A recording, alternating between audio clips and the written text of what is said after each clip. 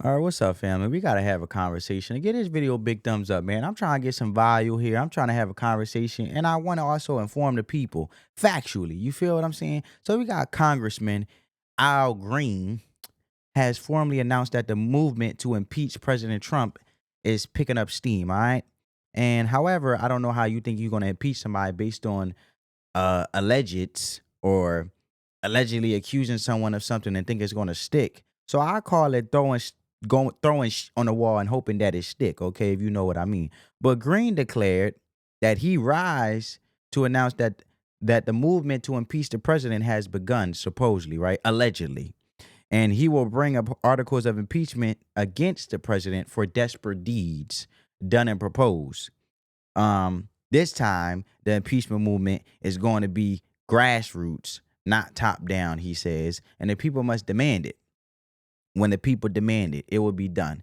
How did the people demand it if the people actually voted for Donald Trump and the people wanted the government to be audited? The people wanted more public safety, secure public safety when it comes to the American people. The people wanted to know where their money is going, their taxpayer dollars. How are you saying the people demand it or you demand it and you're trying to speak for the mass majority when you should be speaking for yourself? So the context is Green's declaration is just comes amid rising tensions as President Trump has recently made controversial remarks about Gaza with his ongoing influence. And Trump's actions are under a microscope, and Green believes it's time for Congress to act again. But what's driving the push? But anyway, Chip family, check out what he had to say. I gave you a gist of it already. And I rise today, Mr. Speaker, with a to whom it may concern message. To whom it may concern, ethnic cleansing in Gaza is not a joke, especially when it emanates from the President of the United States, the most powerful person in the world, when he has the ability to perfect what he says. Ethnic cleansing in Gaza is no joke, and the Prime Minister of Israel should be ashamed, knowing the history of his people, to stand there and allow such things to be said. Ethnic cleansing has been a crime against humanity. And I stand here today in the well to denounce what was said, to denounce what the president said, to denounce the complicity of the Prime Minister of Israel, and to remind people that Dr. King was right. Injustice anywhere is a threat to justice everywhere. And injustice in Gaza is a threat to justice in the United States of America. I rise to announce that the movement to impeach the president has begun. I rise to announce that I will bring articles of impeachment against the president for dastardly deeds proposed and dastardly deeds done. I also rise to say that the impeachment movement is going to be a grass-up movement, not a top-down. The people have got to move forward. The people have to demand it. And when the people demand it, it will be done. I did it before. I laid the foundation for impeachment, and it was done. Nobody knows more about it than I. And I know that it's time for us to lay the foundation again. On some issues, it is better to stand alone than not stand at all. On this issue, I stand alone, but I stand for justice. I yield back the balance of my time. The gentleman yields back. Members are reminded to refrain from engaging in personalities. All right, let me tell you why this won't work. Because number one, the Senate won't convict. Even if the House votes to impeach, the Senate, controlled by Republicans, won't vote to remove Donald Trump. Because obviously, we the people have elected and trusted that not only Donald Trump will make America great again, as he's taking initiatives and actually moving at a rapid pace faster than ever in the last 2 weeks he's been in office. And on top of that, you can tell that the Democrats was just waiting for a move to say Trump is a bad man as usual, because they're always running with this bad man Trump narrative. And they just want to attack Trump, instead of actually working in unison for the best interest of the American people. This is politics. And Trump is not here to play politics. And obviously, I think they're just mad because they're being exposed, which we'll get to that in a minute when it comes to their frivolous spending and using taxpayer dollars, our American taxpayer citizens' dollars on nonsense. And now that it's been exposed where the money is going, they don't like it. And number two, it won't have enough support. Why? Because many Democrats, including party leaders, don't fully back Green's efforts because they think it could divide voters or hurt their chances in elections. Trust me, from a business perspective or a political perspective, I should say. They already lost again. Prime example, Kamala Harris, right?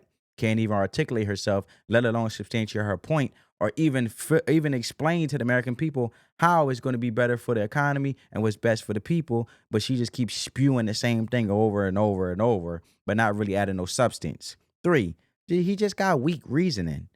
Green's impeachment focused on things that Trump said or proposed, not clear crimes. Like I said, this makes it harder to justify impeachment because everything he's saying is alleged. 4, it could backfire. Trying and failing to impeach Trump might actually make him more popular with his supporters if you think about it. And if anything, they've been after Trump for so long, some people are just like, you know what? Why they want to come at this man so much? They want to convict this man. They want to, throw him under the jail. They tried at every angle to come at him, and he won. And then on top of it, the election interference move they tried to take place, but it was a red wave. It was a red sweep. The American people wasn't going for it, and this will be voted for. At the end of the day, it's just going to substantiate the point of why we voted for him in the first place, why the people voted. So in short, without strong evidence and bipartisan support, this effort is unlikely to succeed. However, now let's pivot to Elon Musk, right? President Trump has given Musk the go-ahead to investigate taxpayer spending. And that's where things get interesting. The House Oversight Committee is now looking to subpoena Musk, hoping to question him about his wealth and his role uncovering government waste. Check this out. Who is this unelected billionaire that he can attempt to dismantle federal agencies, fire people, transfer them, offer them early retirement, and have sweeping changes to agencies without any congressional review, oversight, or concurrence? Therefore, Mr. Chairman, given his prominence and his importance, I move that the committee subpoena Elon Musk to come before it as a witness at the earliest possible moment. And I so move.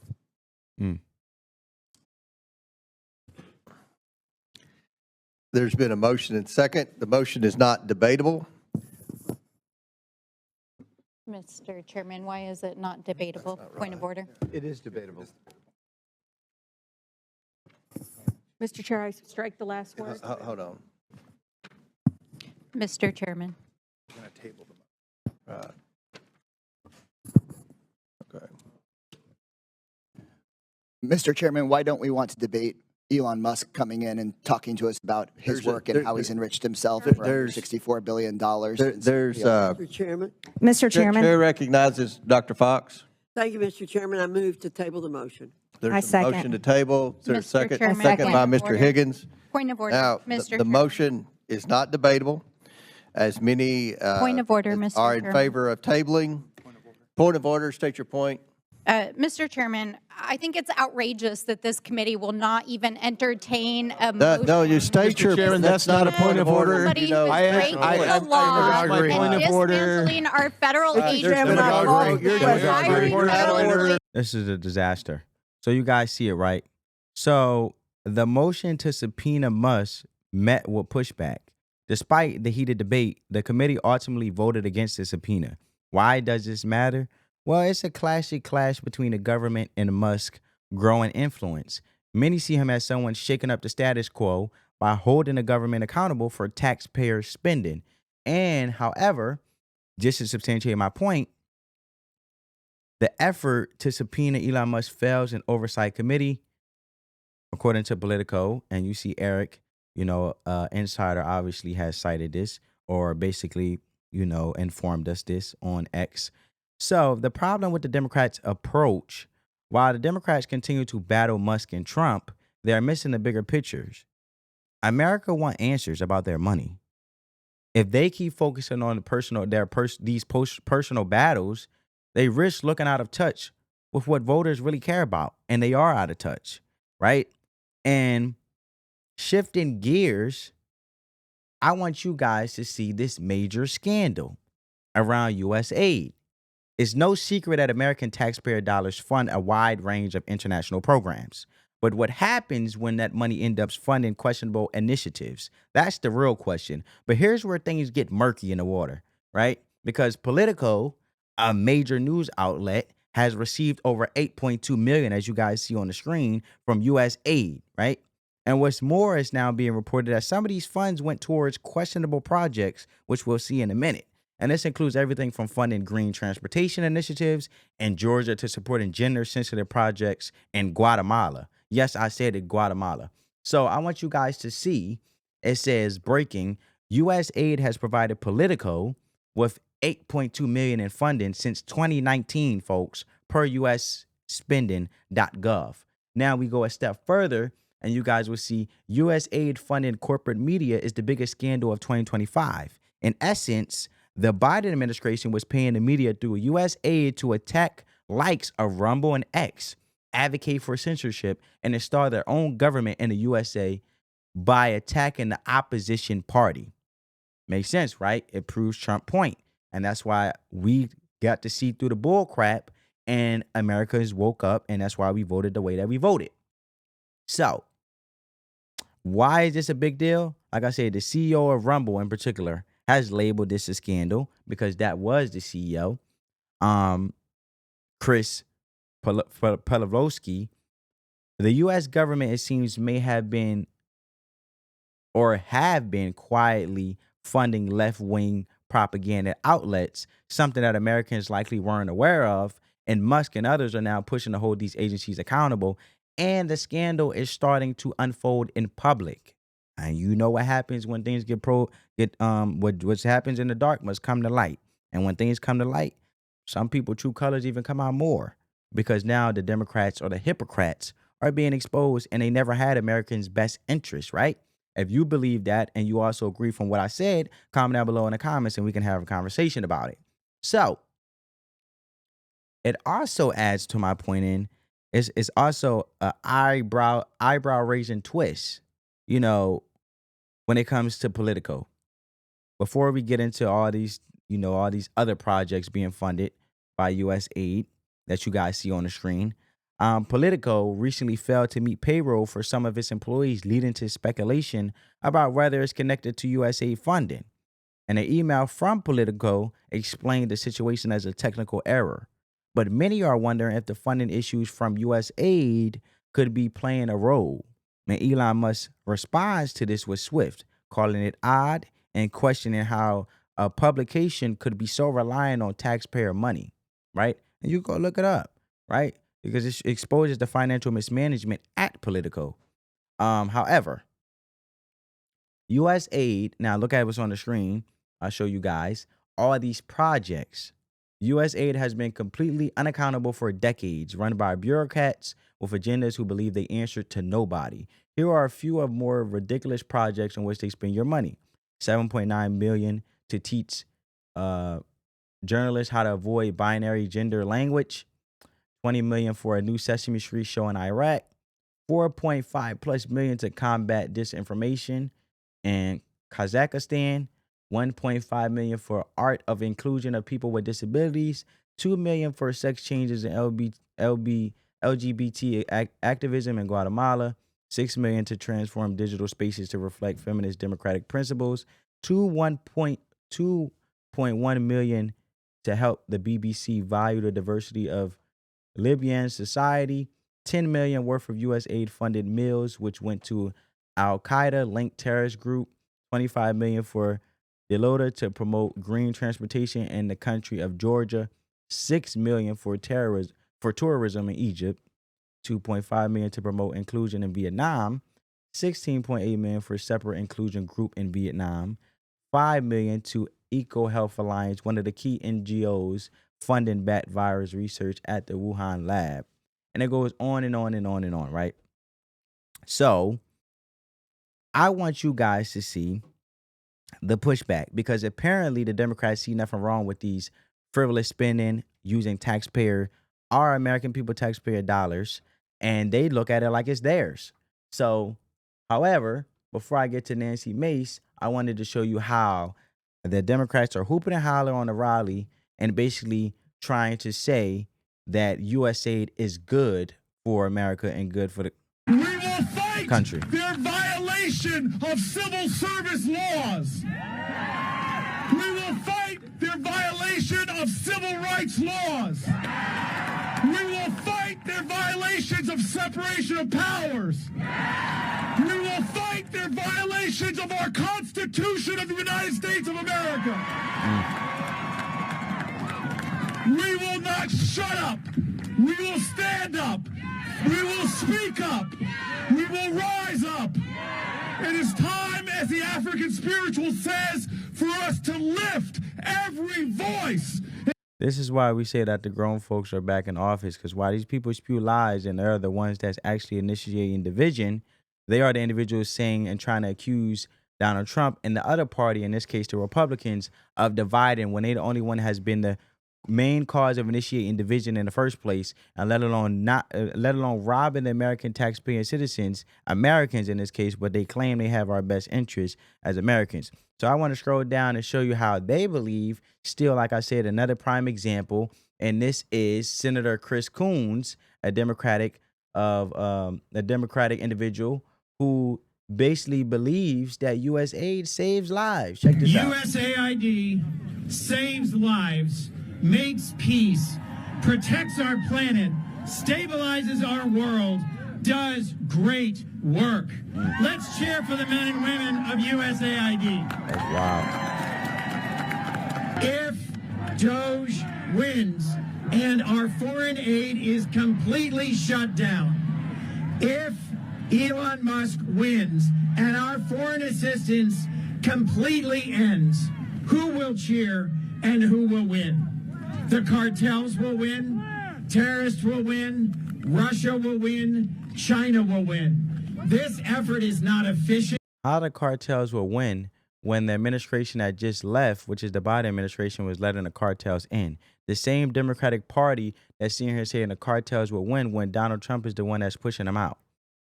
And on top of it, how is U.S. aid beneficial to Americans and end up putting American people first if they keep pushing out money to other countries and pushing our money out, which is taxpayer citizens' monies, to other countries, let alone this Democratic Party and the individuals in the Democratic Party basically have been getting back pay.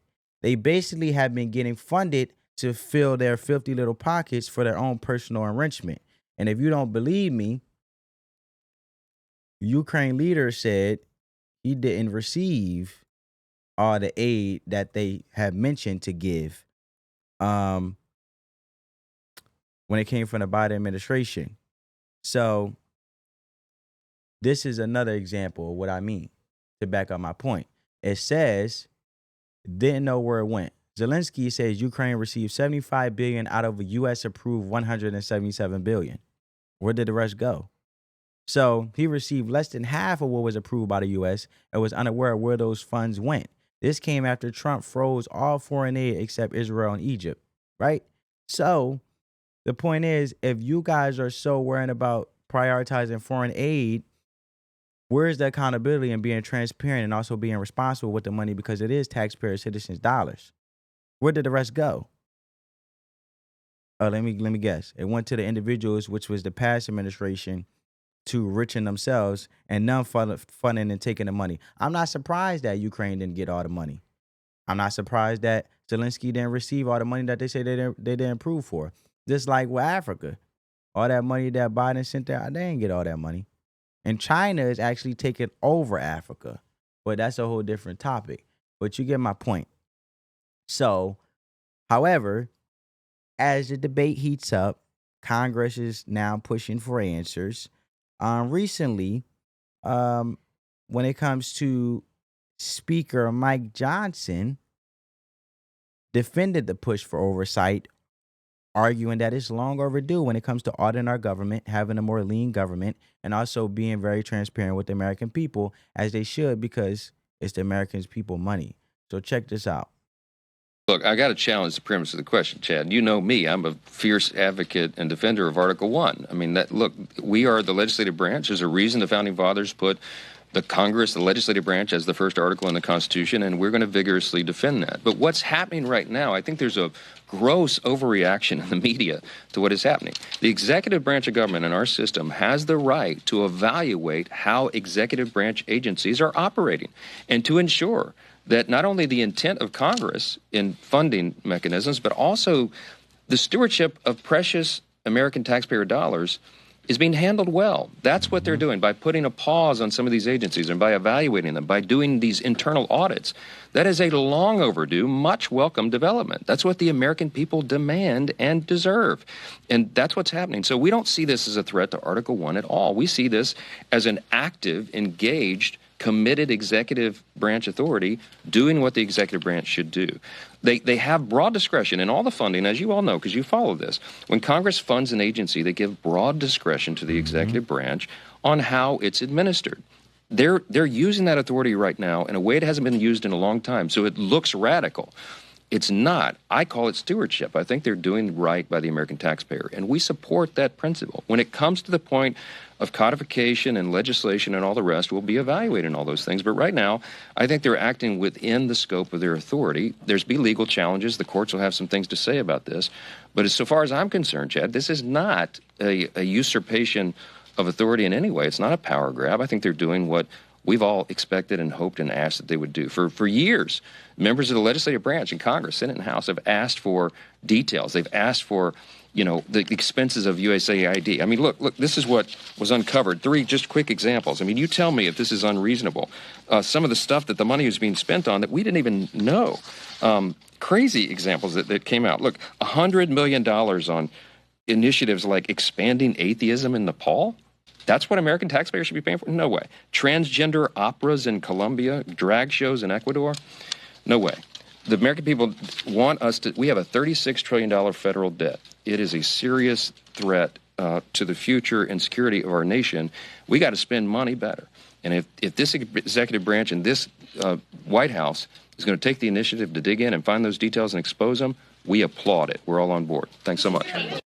Man, shout out to Speaker Mike Johnson. Look, man, at the end of the day, we basically have been ramping up and putting ourselves in more debt as a country, funneling out more money that we don't need to be funneling out. And it's always been a one-way street. We've been funding these helping these other countries, but where is it at for American? What do we receive on our end? How is it? Where is the reciprocation, right? How does it benefit the American people? How do we benefit from constantly throwing out money, right? We've been so busy, basically, look at this example. Someone has a credit card and they just keep swiping, borrowing from the bank, just keep escalating and building up debt. And we basically have been charging our credit card constantly more and more to the point where we're in all this debt and basically in debt to our eyeballs as a country, taking loans out of our own wallet. So he basically emphasized that the executive branch has a right to evaluate how taxpayer dollars are being spent. And to take it a step further, the Democrats' dilemma and internal struggles. So what's the bigger picture here for the Democratic Party? If you've been following the ongoing feud and you guys see my example of the Democrats and the hypocrites and their whole rally and spewing all this ignorant, nonsensical nonsense. Well, if you've been following the ongoing feud with them and Elon Musk and Trump, you've seen a major lack of focus when it comes to the Democratic Party. Democrats are on the defensive, trying to impeach Trump and discredit Musk while failing to put forward a unified message. Former Democratic strategist Bakari Sellers recently laminated this lack of focus.